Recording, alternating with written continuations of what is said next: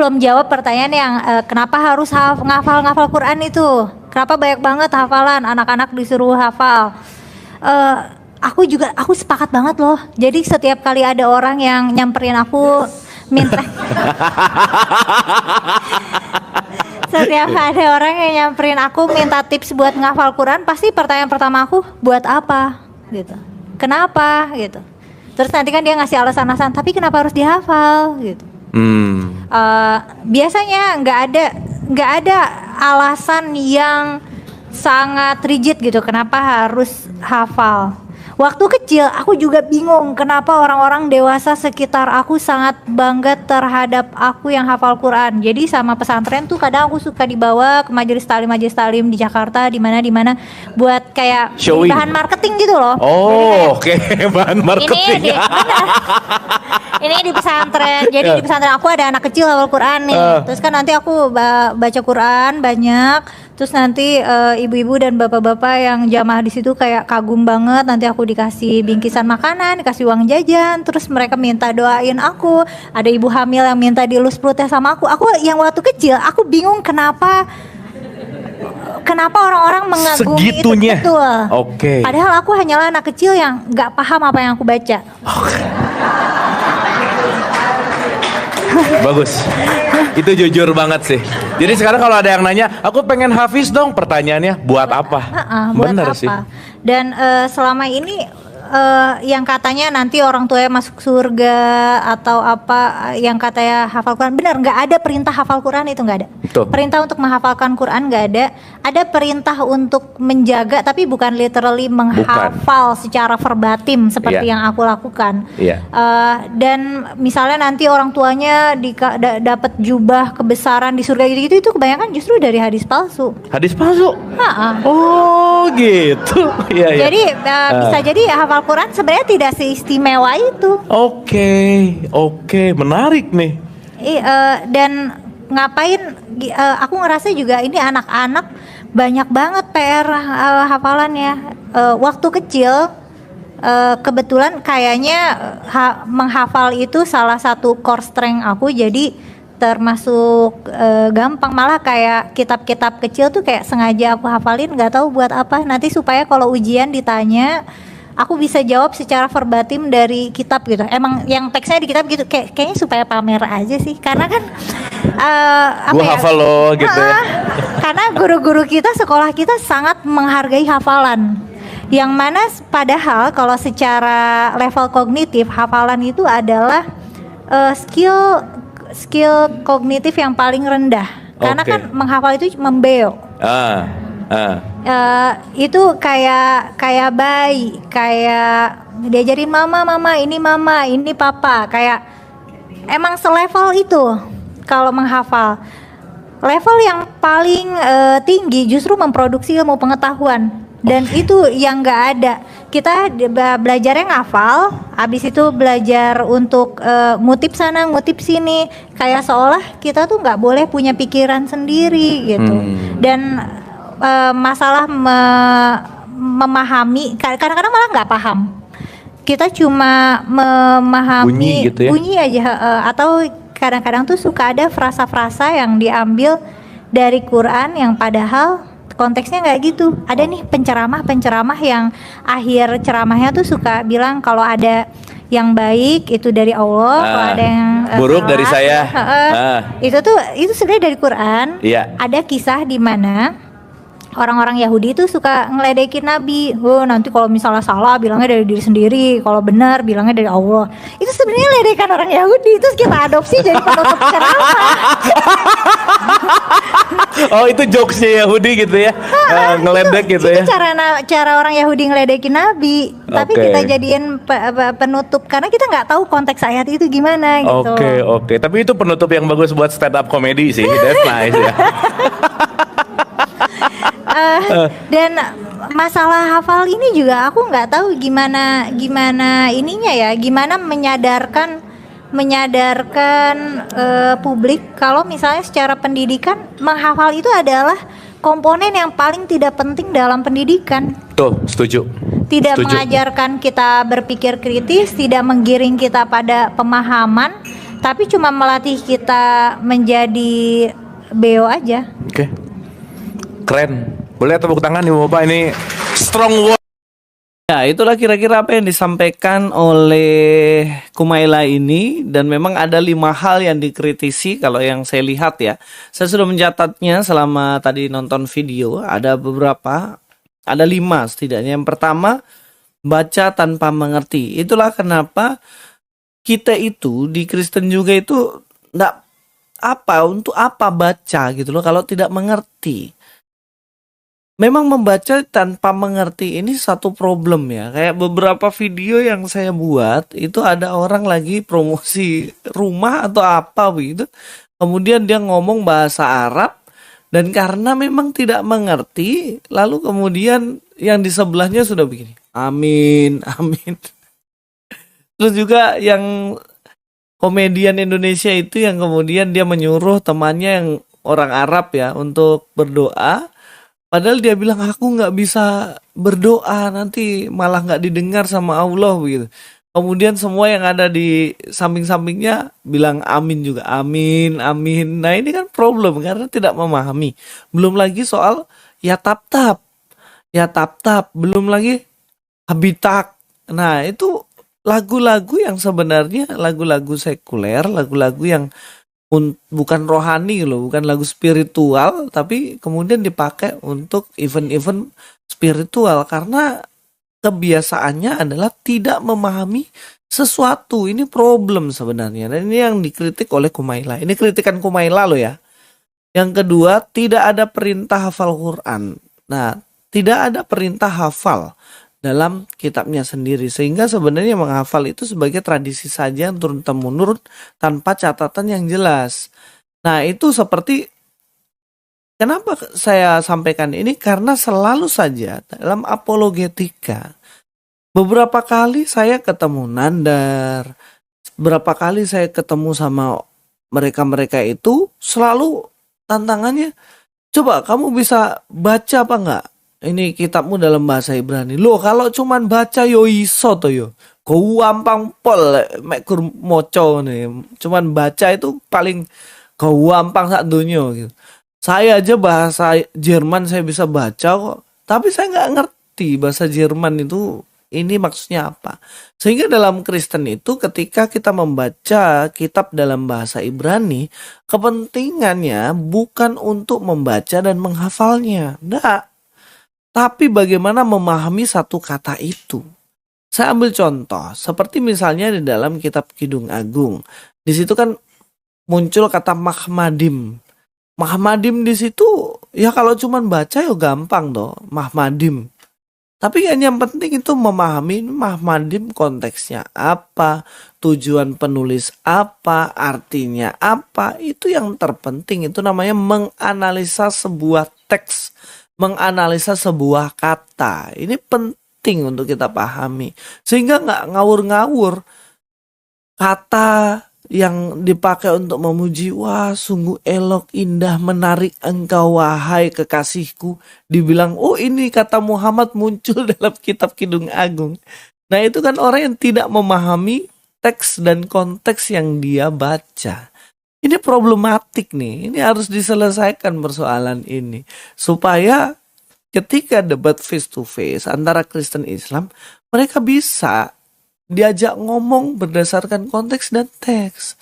Makanya kenapa saya berdebat juga dengan konco-konconya Nandar yang royok waktu itu. Mereka ketika kita bicara soal konteks malah ketawa-ketawa. Wah mana konteks, alasannya konteks dan lain-lain. Lah, lo kata lo kalau kita nggak pahami secara konteks mana bisa, iya kan? Nah yang ketiga dikatakan kebanyakan itu berdasarkan hadis palsu. Nah ini Kumaila yang mengatakannya. Berarti memang benar-benar satu hal itu harus ditelaah baik-baik sumbernya mana. Ini berbicara mengenai sumber, referensi. Ngomong harus berdasarkan referensi. Nah dalam perdebatan antara Kristen dan Islam juga banyak sekali ngomong tanpa referensi. Itu pihak mereka itu. Katanya Trinitas itu baru ada pada saat Konstantin.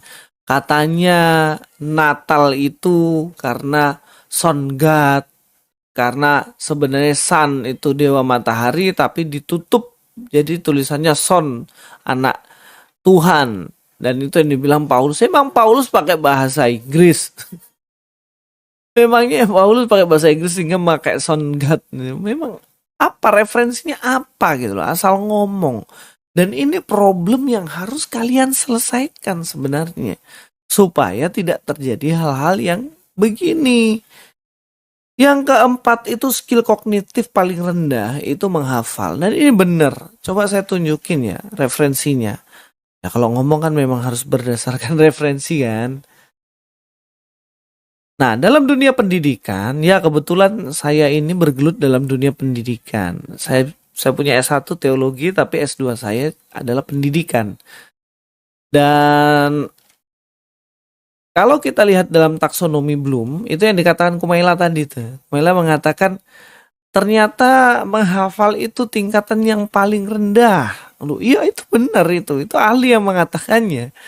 Makanya Kumaila itu berdasarkan referensi kalau ngomong. Nah ini yang baru pinter. Orang pinter tuh ngomong pakai referensi. Ngomong nggak ngarang-ngarang. Nah mengingat, coba lihat ya taksonomi Bloom nih. Ini ada mengingat, memahami, mengaplikasikan, menganalisis, mengevaluasi, mencipta.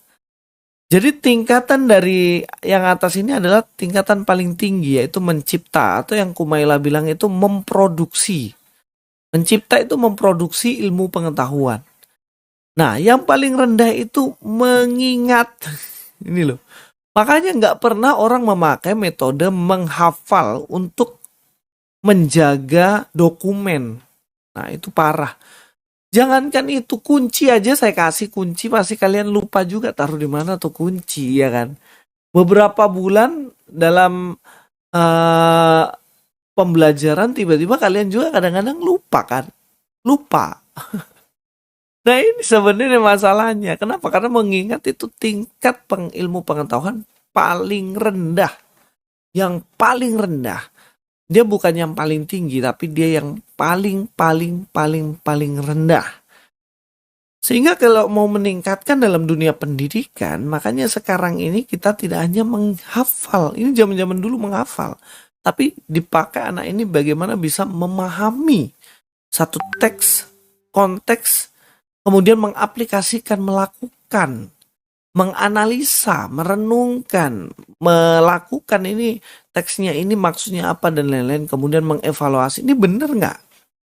Dites, semuanya harus diuji dan kemudian menciptakan satu filosofi, menciptakan ilmu pengetahuan.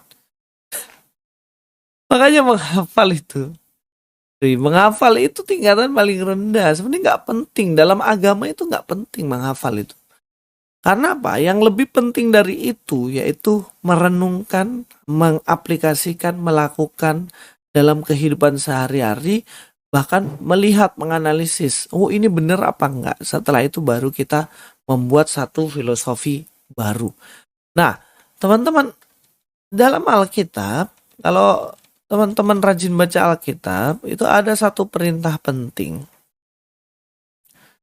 Dalam Alkitab ya. Ya, kita akan baca dalam bagian ini. Berbahagialah orang yang tidak berjalan menurut nasihat orang fasik, yang tidak berdiri di jalan orang berdosa, yang tidak duduk dalam kumpulan pencemooh, tetapi yang kesukaannya ialah Taurat Tuhan, yang merenungkan Taurat itu siang dan malam. Merenungkan. Nah teman-teman, saya mau coba untuk kita melihat merenungkan. Merenungkan itu siang dan malam. Nah kalau kita lihat dalam bahasa Inggris itu meditate. Nah meditate itu teman-teman. Meditate di dalam bahasa Ibraninya itu memakai kata hagah. Nah, meditate kalau dalam fase ini, dalam taksonomi Bloom itu juga adalah, konteksnya adalah pertama jelas mengingat ya. Tapi dia tidak sampai di mengingat, tapi dia memahami. Tidak hanya memahami, dia juga tentunya meditasi, pernah mengaplikasikan. Misalnya dia merenungkan, oh saya dulu pernah melakukan ini, mengevaluasi. Dia menganalisis juga. Merenungkan itu, kami kalau renungan ya pagi-pagi itu pasti menganalisis. Oh ini maksudnya apa? Memakai pertanyaan. kenapa, bagaimana, siapa, di mana, dan lain-lain. Semua pertanyaan itu masuk dalam evaluasi ini, menganalisis ini, dan kemudian dievaluasi. Make sense nggak? Ini apa yang saya renungkan dengan apa yang saya lakukan. Ketika itu maka memuncullah satu menciptakan. Renungan itu pasti menghasilkan satu kesimpulan tentang kehidupan. Contohnya, dalam Alkitab mengatakan, mintalah maka akan diberikan. Tapi faktanya berapa kali ketika saya meminta, saya tidak mendapatkannya. Nah ini kenapa begitu? Nah dievaluasi ternyata kita paham bahwa kita meminta tetapi kita tidak mendapatkan karena bisa jadi apa yang kita minta tidak sesuai dengan kehendak Tuhan. Itu mencapai semua sampai di tahap evaluasi dan bahkan mencipta. Nah teman-teman, ini penting untuk kita pahami supaya tidak hanya membeu, tidak hanya sekedar oh iya saya ini menghafal maka saya akan pintar. Oh no. Tidak bisa seperti itu. Nah, makanya saya bilang kenapa Kumaila ini dia bisa menghancurkan filosofi menghafal ini untuk orang-orang Islam dari dalam. Tapi saya berkata ini dalam rangka hal yang positif. Positif apa? Artinya metode menghafal itu harus dievaluasi dan itu adalah metode yang gagal. Sehingga teman-teman muslim tolong evaluasi dirimu, tolong mulai sekarang jangan hanya menghafal, tapi sampai tahap dimerenungkan, mengevaluasi, melakukan, dan bahkan sampai bisa mencipta sesuatu berdasarkan teks dan konteksnya ya. Sehingga ketika berdebat nanti bertemu dengan saya, itu enak gitu loh. Kalau diajak ngomong ini konteksnya apa, memahami Alkitab Kristen berdasarkan konteks itu nikmat dan luar biasa. Gak bisa sembarangan kalian comot. Contohnya Kidung Agung. Di situ kan dibilang Mahmadim, dibilang ya, bukan Muhammadim. Dan kalian harus lihat teks itu konteksnya apa. Saya juga pernah berdebat sama Nandar itu soal Parakletos dan Periklitos. Teks itu berbicara mengenai Roh Kudus. Mengenai Roh Kudus yang mana Parakletos, Roh Kudus itu adalah penghibur. Tapi kalau orang tidak mengerti teks dan konteks seperti Nandar, dia akan menerjemahkan itu sebagai Ahmad, Muhammad gitu. Ini di luar konteks. Kenapa? Ternyata karena terbiasa membaca kitabnya tanpa konteks. Seperti yang dibilang oleh Kumaila. Itulah kritik yang kelima yang disampaikan oleh Kumaila, yaitu di luar teks. Dikatakan bahwa ya kalau segala hal yang salah itu dari saya, segala yang baik dan benar itu dari Allah. Dan itu ejekan orang Yahudi kepada Nabi pada waktu itu. Nah ini kan orang mengerti konteks. Gak bisa teks itu kita dipahami di luar konteks. Ini yang penting harus kita ketahui. Jangan seperti orang-orang ini yang tidak mengerti konteks. Ya mudah-mudahan kritik Kumaila ini ditanggapi sebagai hal yang positif. Bukan suatu hal yang negatif. Yang artinya evaluasi untuk bisa lebih mengerti konteks. Nah karena orang mu'alaf tidak tahu konteks juga. Seperti siapa tadi? Hani Kristanto. Makanya dia melakukan hal ini. Coba kita akan lihat ya. Ini status dari Hani Kristanto, teman-teman tahu semua ya. Mualaf ini katanya mantan pendeta, padahal enggak. Mantan misionaris, padahal enggak jelas. Kalau mbaknya beneran hafal Quran, saya kasih rumah saya deh. Udah biasa taruhan nih orang ini. Paling juga cuma beberapa surat dikatakan kepada orang membaca menghafal Al-Quran nanti, bacalah dan naiklah serta tartilah sebagaimana engkau di dunia mentartilnya, karena kedudukanmu adalah pada akhir hayat, ada akhir ayat dan seterusnya. Jadi ditantang mau dikasih rumah nih Kumaila. Wah, karena memang Kumaila ini dia lulus hafal ayat, waduh. Dia kasih nih, dia kasih balasan nih, seperti ini balasannya. Fakultas Prodi Usuluddin Ilmu Al-Quran dan Tafsir. Telah lulus ujian tahfiz Al-Quran program 30 juz dengan nilai 81A. Setelah yang bersangkutan memenuhi semua persyaratan yang ditentukan dan kepadanya wewenang dan hak berhubungan dengan ijazah yang dimilikinya. Luar biasa ini. Jadi dia terima tantangan dan kemudian dia mengatakan begini. Alhamdulillah tahun baru rumah baru. Pernyataan merupakan akad ya. Terima kasih banyak atas kemurahan hatinya. Andi Kristanto Edi. Malah ditantang sama Kumaila. Dan bahkan di pesan-pesan berikutnya itu Kumaila ini lebih sangar lagi cuy. Dia bilang, ayo tentukan saja di mana, nanti saya siap di Januari, nanti kalau saya hafal rumahnya Bapak kasih saya. Dia ada ijazah nih Kristanto. Tolong tunjukin ijazahmu hafal Quran Kristanto. Tolong tunjukin sertifikatmu atau pengangkatanmu sebagai seorang pendeta atau misionaris Kristanto. Kamu kira di Kristen itu tiba-tiba aja jadi pendeta? Wow no. Itu proses panjang. Bahkan di situ ada pengangkatan, surat pengangkatan sebagai pendeta juga ada siapa yang angkat dan di mana begitu.